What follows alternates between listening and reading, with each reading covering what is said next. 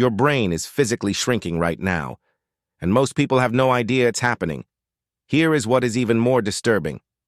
The average person now spends 11 hours a day consuming content on screens, and yet the average American reads for just 17 minutes. 17 minutes of deep reading against 11 hours of scrolling. Your brain is keeping score, and it is not winning. Think of your brain like a muscle at the gym. Every time you read, you are doing reps. Every time you scroll instead, you are lying on the couch. The brain doesn't plateau. It either grows or it atrophies.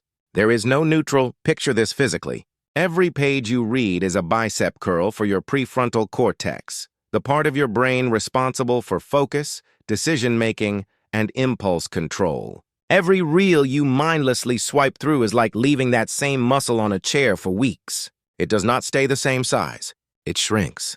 And unlike your bicep, you cannot always feel it happening. Today, we are breaking down exactly what happens inside your brain, week by week, when you stop reading, and what the science says you can do to reverse it. By the end of this video, you will know the precise biological timeline of what your brain loses each week without deep reading, why scrolling is biologically different from reading, not just behaviorally different, and the exact 7-day protocol that neuroscientists and cognitive researchers say can start reversing the damage. Not in months, in days. I want you to meet Jordan. Jordan is 41 years old. He is not lazy. He is not unintelligent. Jordan actually made a conscious decision to get smarter. He canceled his Netflix subscription and replaced it with YouTube documentaries. Education, he told himself. Progress. What Jordan did not know is that his brain was not making that distinction. Shorter clips, faster cuts, instant gratification loops every 3 to 8 minutes. Jordan thought he was feeding his brain. He was actually starving it. By month 3, Jordan noticed he could not finish a paragraph without reaching for his phone. He assumed he was stressed. He did not realize his brain had already begun to restructure itself without his permission. Here is the biggest myth that is holding you back right now. The belief that intelligence is fixed, that you are either a smart person or you are not, that your brain is what it is and there is not much you can do about it. This is wrong. Here is why. Neuroscience has completely destroyed this idea. Your brain has something called neuroplasticity. And in plain English, that means your brain physically rewires itself based on what you do every single day. The pathways in your brain are not set in stone at birth. They are more like dirt roads after a rainstorm, constantly shaped by whatever traffic runs over them most often. This demolished everything we thought we knew about learning, aging, and intelligence. Because it means your brain is not your destiny. Your daily habits are, and right now, your habits are sending very specific instructions, for better or worse. A landmark study from Emory University used fMRI scans to track brain activity during and after reading. They found that reading a novel creates what they call grounded cognition. The neural pathways activated during reading are the same ones used for actual lived experience. Your brain cannot tell the difference between reading a scene and living it. What this means in plain English is, every time you read, you are not just absorbing information.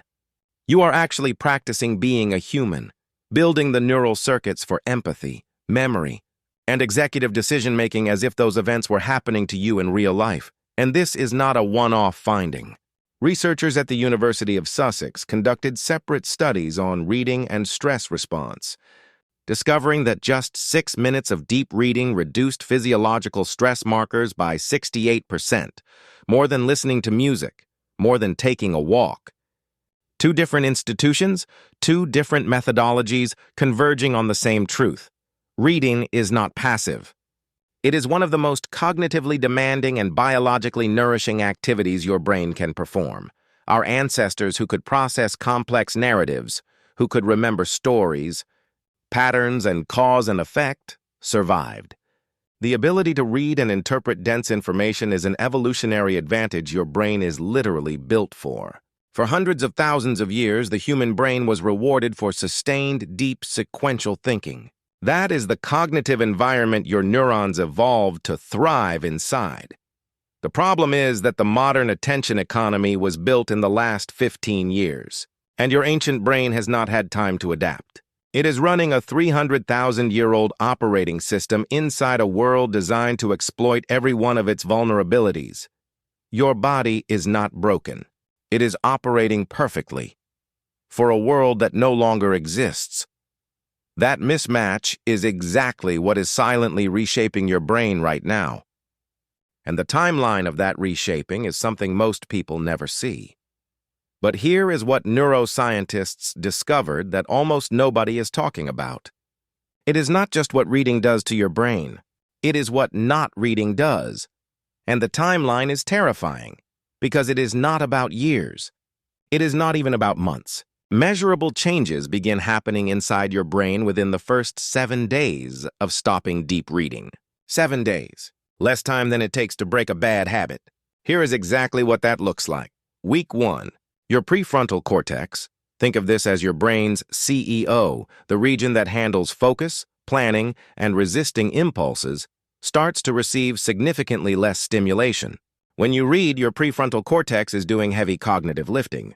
It is tracking characters, predicting outcomes, holding context across pages.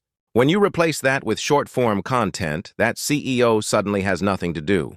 And here is the dangerous part. Your brain's dopamine system, your reward chemistry, starts recalibrating.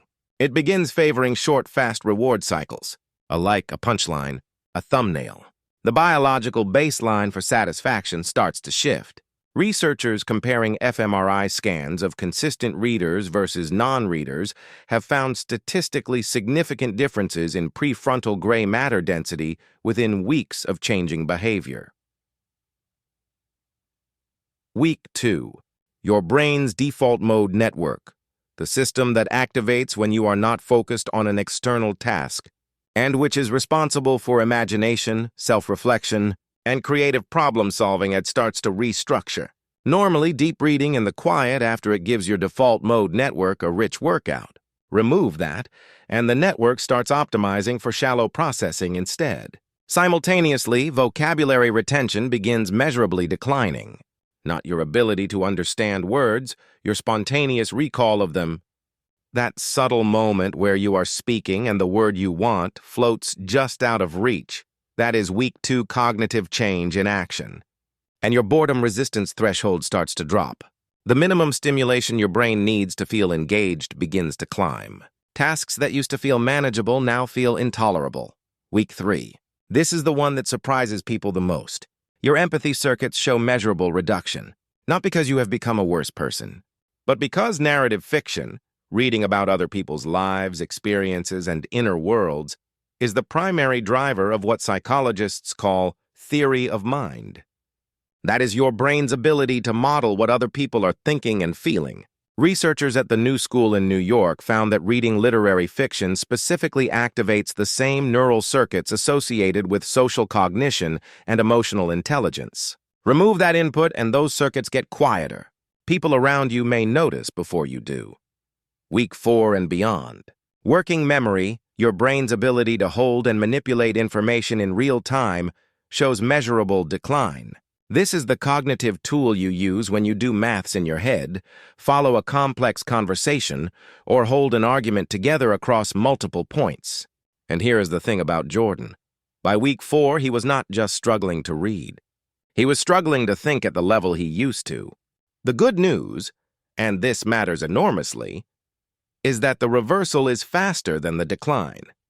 Your brain responds to reading the same way a muscle responds to returning to the gym after time off, faster than you built it the first time. If you have gone from reading books to only consuming short-form content, reels, tweets, headlines, your brain's default mode network is already restructuring. Your attention span is shortening at a measurable biological level. This is not opinion. This is measurable in brain scans, and here is why that matters beyond just reading.